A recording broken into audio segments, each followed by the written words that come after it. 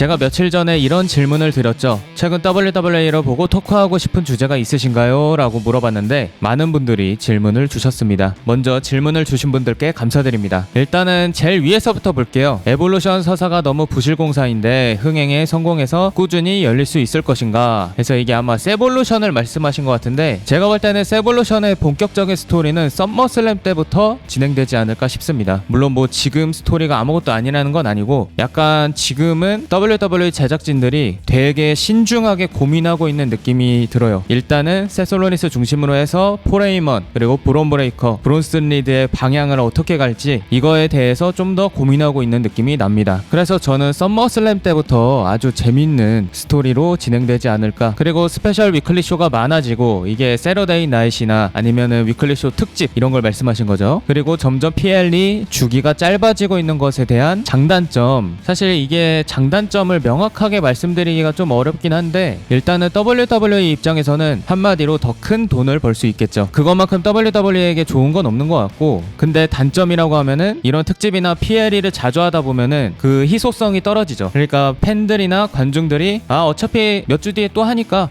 이번에 패스하자 이렇게 할 수도 있다는 얘기예요. 그래서 제가 볼 때는 트리플 H가 주기를 짧게 하는 건 좋지만, 사실 그때마다 어떠한 도파민 장치는 확실하게 준비해야 된다고 생각해요. 왜냐면 티켓도 더 비싸게 팔 거 아니에요. 근데 오른 티켓값만큼의 쇼가 안 나온다면은 팬들은 실망할 수밖에 없고 다음에 안 찾을 수밖에 없죠. 그리고 로 태그팀은 어쩔, 반대로 스맥다운 태그팀은 도대체 어떻게 풀어가려고 그러는 건지, 이게 확실히 태그팀 디비전은 살리기가 정말 어렵긴 한 것 같아요. 사실 로보다 스맥다운이 더 활성화되어 있기는 하지만, 사실 스맥다운도 그때 이제 TLC 한바탕 크게 하고 나서 이제 그 다음 단계를 어떻게 가야 될지 되게 이게 고민이 이것도 많아 보여요. 저는 개인적으로 이렇게 했으면 좋겠어요. 이 태그팀 디비전은 한 팀이 최소 2명일 거 아니에요? 그 2명을 항상 붙여놓지 말고, 그러니까 항상 태그팀을 하고 항상 둘이 같이 다니고 그러지 말고 각각 개인으로 좀 활동도 같이 했으면 좋겠어요. 그러니까 태그팀은 태그팀 디비전에만 들어가야 된다, 이 편견을 깼으면 합니다. 그러니까 뭐 예를 들어서 스트릿 프로피츠의 몬테즈 포드도 US 챔피언십 디비전에 잠깐 도전도 할 수 있는 거고, 아니면은 메인 전선에서도 잠깐 얼굴을 비출 수도 있는 거고. 그러니까 이게 그 싱글 챔피언을 줘라 이게 아니라, 제가 말하고 싶은 거는 팀이라고 위클리 쇼 안에서 계속 묶어두지 않았으면 한다 이 말입니다. 왜냐면 결국에는 팀으로서 2명에서 같이 뜨기는 정말 어려워요. 그러니까 이 팀으로 묶여있는 선수들은 계속 우리가 하나로 같이 가야 된다 그런 느낌보다는 각자 개인의 욕심을 더 내고 각자 개인을 더 드러내면서 그거를 위클리 쇼에서 보여줬으면 좋겠습니다. 그러니까 뭐 누가 언제 뜰지 모르기 때문에 축구처럼 갓클, 월클, 준클, 리그클 등 등급으로 나누면 재밌을 것 같아요. 뭐 요거는 제가 영상으로 따로 만들던가 그렇게 해보도록 할게요. 제이가 최악의 기술 시정과 경기력을 보유함에도 인기가 식지 않고 계속해서 뜨는 이유, 뭐 일단은 한마디로 확실한 유행어가 있고, 그리고 등장씬이 관중들과 아주 즐겁게 소통할 수 있는 등장씬이기 때문에 그 인기가 식을 수가 없는 거죠. 근데 이게 뭔가 페스티벌처럼 그렇게 등장을 해버리면은 거기 관중들은 돈 주고 들어온 사람들이잖아요. 근데 거기 나오는 선수가 우리 다 같이 즐겨요 막 하는데 같이 안 즐길 수가 있나. 사실 돈 주고 들어온 분들은 이 쇼를 보는 동안 되게 즐겁고 행복하고 되게 즐기면서 보고 싶을 거 아니에요. 그런데 제이오소가 그런 분위기를 만들어내니까 관중들은 같이 즐길 수밖에 없고, 속으로 좀 제이에 대해서 불호여도 막상 그 경기장 안에 있으면은 같이 즐길 수밖에 없지 않을까. 그러다 보니까 제이의 인기가 식지 않고 식지 않은 것처럼 더 보여질 수밖에 없겠죠. 불호인 사람도 거기서 즐기니까. 그리고 뭐 최악의 기술 지정과 경기력 요거에 대한 거는 뭐 제가 여러 번 얘기했지만, 사실 제이오소는 한계점에 부딪힌 것 같습니다. 왜냐면 저는 제이오소가 점점 성장할 수 있을 거라고 예전부터 믿어왔었는데, 이게 지금 시간이 많이 지나고 나서 지금의 제이의 모습을 보면은 이거는 발전하기가 힘든 상황이구나. 이렇게 엄청난 인기를 누리고 있는 가운데 경기력 측면에서 디벨롭이 안 되는 걸 보면은 본인이 노력을 덜 했거나 아니면 노력을 했는데 잘 안 되는 거거나 둘 중 하나겠죠. 그래서 이거에 대한 진실은 제이 본인이 제일 잘 알고 있지 않을까. 그리고 카이저랑 체드가 나중에 대립할까요?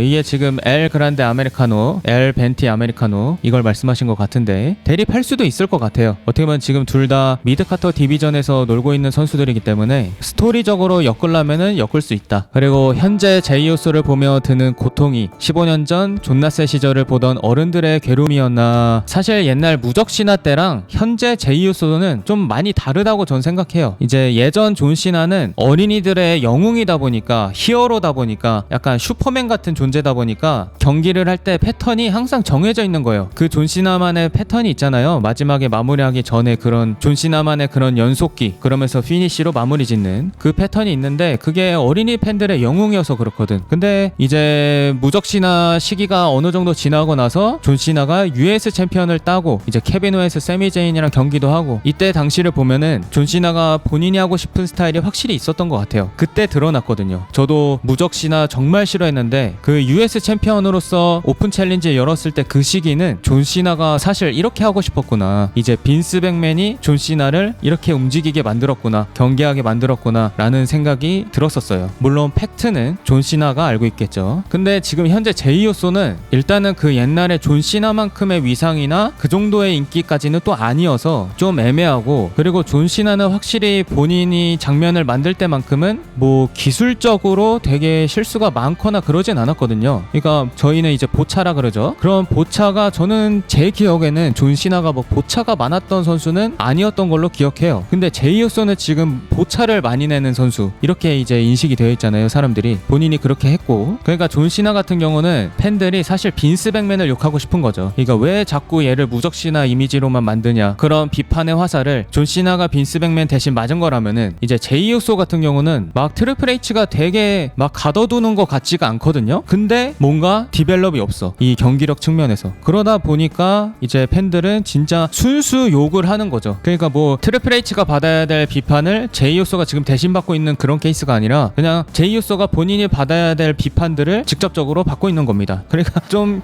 존시나랑 제이우소는 상황이 많이 다른 것 같아요. 그러니까 지금 말씀하신 괴로움의 케이스가 다른 거죠. 그리고 현재 기량이 가장 좋은 선수 탑10, 이거는 제가 영상으로 따로 레슬리스트로 빼도록 할게요. 군터 선영 모습은 어떤 모습일까요? 아마 지금 악역의 모습과 크게 다르지는 않을 거예요. 일단 링을 신성하게 여기고, 그리고 이 프로레슬링에 진심이고 진지하고, 이런 모습들은 크게 변하지 않을 거다. 근데 이 마이크웍을 했을 때 누군가를 욕하거나 상대를 무시하거나 이런 얘기들이 줄어들겠죠. 그리고 랜디의 15타임 월드 챔피언 등극 타이밍은 일단은 코디 로즈가 썸머슬램에서 존시나를 이기고 다시 챔피언이 돼야겠죠. 그러고 나서 랜디 오튼이 한번 딸 수 있을까 없을까 각을 봐야 되는데, 저는 뭐 잠깐이라도 주지 않을까. 그래도 코디 로즈랑 레거시 스토리를 진행시킬 확률이 아주 높기 때문에 제가 볼 때는 랜디 오튼이 잠깐 갖고 있더라도 15타임은 성공시킬 거라고 보고 있습니다. 그 시점은 아마 내년이 돼야 되지 않을까. 일단 존시나가 은퇴하고 난 다음에 피트던 타일러 베이트는 언제쯤 볼 수 있을까. 이제 NXT 유럽 얘기가 나오고 있잖아요. 다시 거길로 가지 않을까. 일단 NXT 유럽이 딱 만들어지는 순간 어느 정도 이름값이 있는 그런 유럽 관련 선수들이 거기 나와야 팬들이 보러 올 거 아니에요. 그래서 저는 NXT UK 때 챔피언을 했었던 선수들, 피트던, 타일러 베이트를 NXT 유럽이 창설됐을 때 먼저 출연시키지 않을까 싶습니다. 그리고 일리아 드라고노프도 거기에 잠깐 나올 수도 있고요. 그리고 핀벨러 뉴 점원 계획은 폐기된 건가? 일단은 지금은 리브 모건과 록센 페레즈의 각본이 중심이 된 것 같아요. 원래는 벨러랑 도미닉이랑 싸워가지고 이렇게 갈라지겠구나 라고 생각을 했는데, 약간 각본이 변경됐거나 아니면은 지연됐거나, 그래서 일단은 벨러는 계속해서 지금 점원을 운영해 나갈 것 같다. 지금 인원으로, 지금 분위기로는 리브 모건이 축출될 것 같아요. 근데 거기에 이제 도미닉이 같이 축출되냐, 아니면은 도미닉이 리브를 배신해서 점원에 남아있느냐, 그 차이인 것 같습니다. 그레이스 월러, 오스틴 시어리의 운명은, 일단은 그레이스 월러는 지금 계속 뉴데이한테 접근하고 있죠. 그래서 이제 결국에는 뉴데이랑 그레이스 월러랑 뭔가 있을 것 같고, 오스틴 시어리 같은 경우는 이제 백스테이지에서 그레이스 월러랑 계속 말싸움하는 장면이 나왔는데, 그 장면들을 나중에 모아서 그레이스 월러랑 오스틴 시어리랑 대립을 시킬 것 같아요. 그래서 저도 이 둘의 분열을 시키려고 하는 것 같은데 왜 이렇게 애매하게 스토리를 짜지? 라는 생각을 많이 하고 있는데, 그냥 제가 볼 때는 제작진들이 좀 덜 신경 쓰는 것 같다. 그래서 지금 분위기로 봤을 때는 그레이스 월러가 유데이랑 같이 팀을 해서 본인만의 동료를 만들고, 그러면서 오스틴 시어리가 낙동강 오리알이 되는데, 여기서 누군가가 어떤 팀이 워 레이더스가 될 수도 있고, 어떠한 태그팀이 오스틴 시어리를 도와주면서 약간 3대3 구도가 나올 수도 있지 않을까. 그러니까 결론은 그레이스 월러랑 오스틴 시어리는 갈라질 것 같다. 데프레벨 노래는 왜 있다고인가? 사실 이 데프레벨이 이렇게 보면은 이 로만 레인즈 뉴진스의 헤드 오브 테이블이 있습니다. 그리고 뭐 리아리플리, 제이우소 이런 노래들 이렇게 성공한 음악들이 있죠. 이 노래를 못 만드는 팀은 아니야. 근데 실패한 음악들이 많다는 게 오점이고. 그래서 제가 봤을 때는 이건 제 개인적인 의견인데 WWE는 데프레벨 말고 다른 음악 그룹도 같이 가야 되지 않나. 그러니까 데프레벨이 모든 선수들의 노래를 만드는 게 아니라 데프레벨은 본인이 잘 만드는 장르의 그런 선수의 등장음악만 만들고 또 선수마다 다 캐릭터가 다르잖아요. 그래서 뭐 그런 선수들에게 어울리는 음악가를 새로 붙여주는 게, 그러니까 데프레벨 말고 다른 음악 그룹도 WWE가 계약을 했으면 좋겠다는 말이죠. 데프레벨이 할 수 있는 것만, 잘할 수 있는 것만 시키자 뭐 해서 자주는 아니지만 이렇게 종종 여러분들에게 질문을 받아서 제가 답변하는 시간, 답변하는 컨텐츠 가져보도록 하겠습니다.